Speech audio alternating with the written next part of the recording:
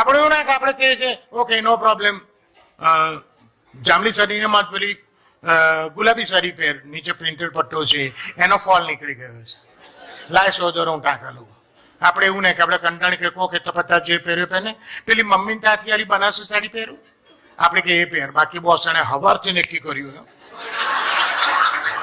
કે આજે બનારસી સાડી જ પહેરી છે, સાડી જ પહેરે. આપણે ફીણ કોઈને પોપડા વળી જાય, પેલી સાડીમાંથી ઉજી ના આવે.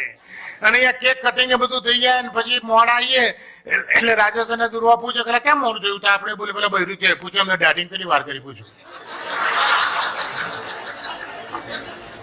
એટલે અહીં બેઠેલા બધા પુરુષો, હું તમને ખાસ એક સલાહ આપું છું.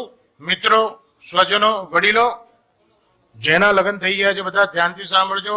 કોઈ દિવસ કોઈ સ્ત્રીનું, ઇન્ક્લુડિંગ યોર વાઇફ, સાહેબ, કોઈ દિવસ કોઈ સ્ત્રીનું અપમાન ના કરતા, એની અવગણના ના કરતા, એને ઉતારી ના પાડતા.